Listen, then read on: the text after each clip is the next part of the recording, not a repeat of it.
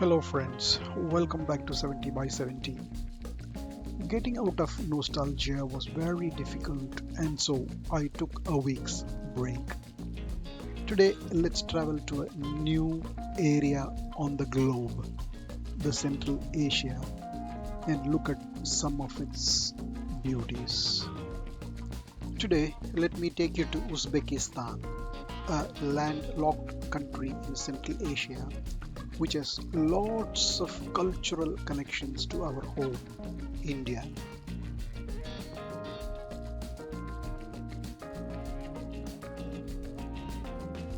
Come on, let's go and explore. Today is 20th of August. We are on our first leg towards our trip to Uzbekistan. This is Delhi airport. In half an hour's time we'll be checking in. While you enjoy our boarding scenes and the flight, let me try and explain to you why I chose to go to Uzbekistan in spite of having a lot of other places to visit. History has always kept my mind active. Like Genghis Khan in Mongolia, I was thinking about our Mughal Empire, which was established by Babur. The Mughal dynasty, basically a Turkish Mongolian origin, was established by Sultan Babur in the 16th century when he defeated Ibrahim Lodi in a battle in 1526. They ruled India for almost 400 years over the period in which northern India was totally under their control. Tashkent flight is boarding. When I realized it was Uzbekistan where Emperor Babur was born, I decided that it is an important place that I should certainly make a visit.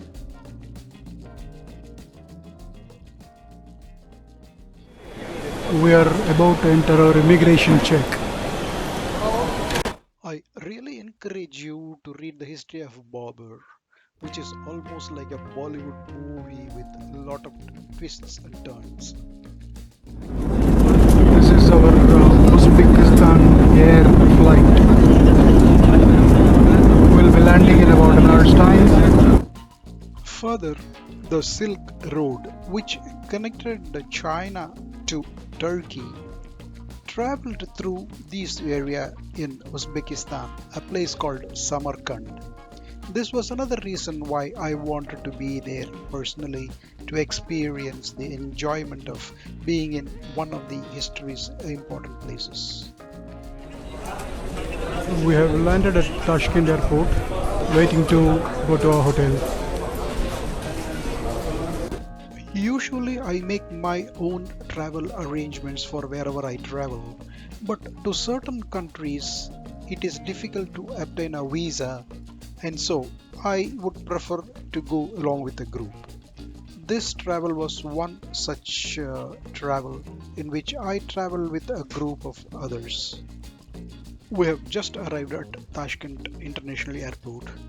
We just got out of the customs and immigration.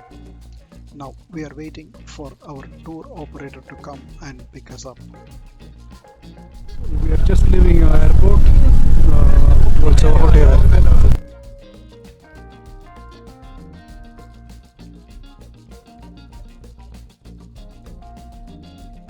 It was about 20 minutes drive from the airport to our hotel, which took us through some busy areas of the city. The city looked green and well organized. The traffic was also good.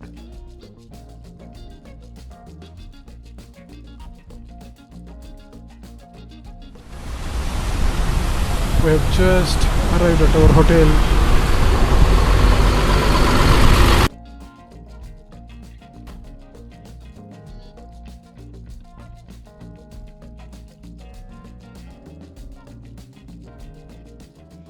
It was an impressive hotel situated in the center of the city with a lot of action all around.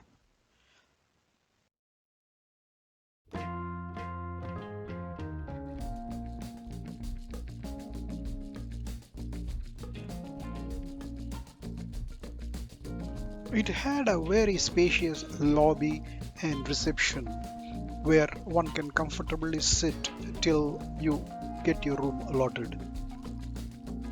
Lobby of our hotel.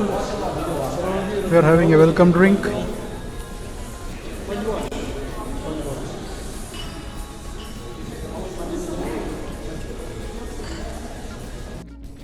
This is a view from our room.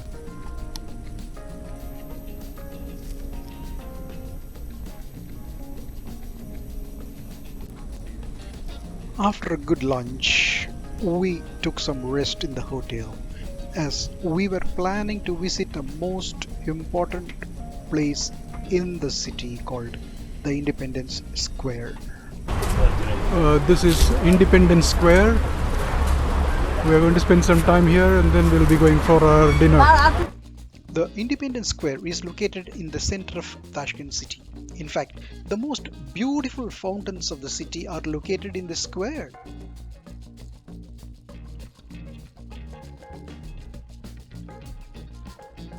The square has its own history.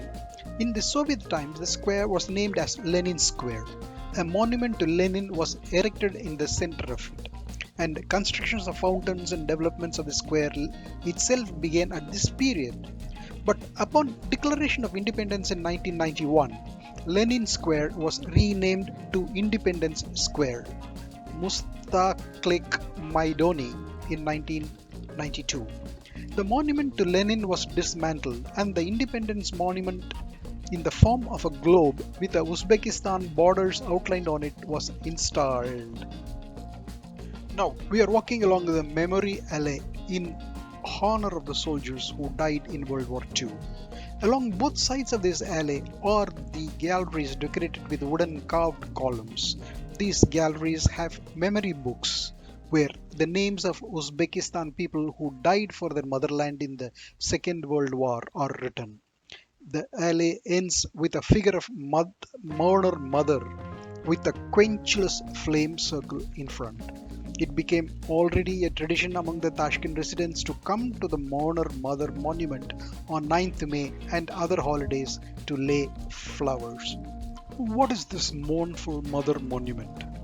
In the 40s, the population of Uzbekistan composed of no more than 7 million people, and more than 2 million went to the war front and left their families. It was the most tragic time for the country. From this time, half a million Uzbeks had not returned and about a million were injured. The image of this monument shows reverence as well as cherished remembrance of millions of people who became victims of the World War II. This statue of a sad woman sitting mournfully and her look embodies boundless maternal love, grief over untimely death, recalls the fate of thousands of mothers who cherish the hope that their sons are alive and they will be back. Now we are at the center of the square. Contrary to the sad mother monument, there is a happy mother monument which is one of the most famous landmarks of Tashkent. The Happy Mother monument was erected in 2006 instead of the monument of Lenin after the country became independent state. Under the monument, there is a figure of a woman holding a baby in her arms, a symbol of mother and motherland. The central figure of the square is 16 marble columns joined by a bridge supporting the sculptures of storks who symbolize the peace and quietness from the earliest time. It was a real coincidence that a real stork was sitting on the bridge when we were there in that square. To the south from the Independence Monument, there is an Uzbek Senate building. The building itself was built in a classic style. The central entrance represents the columns with porches. Opposite to the administrative buildings, there is a park network called the Amir Temur Square. And between these two squares, there is a street called Broadway, where you can find artists selling their paintings. And it was a very lively area with lots of street vendors. Now it's dinner time.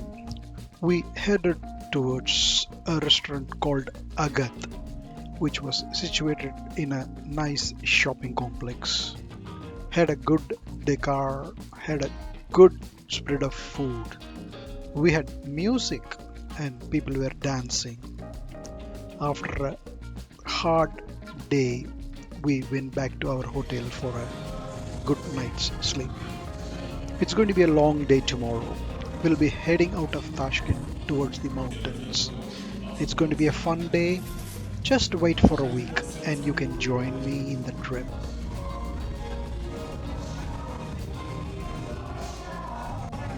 Thanks for watching.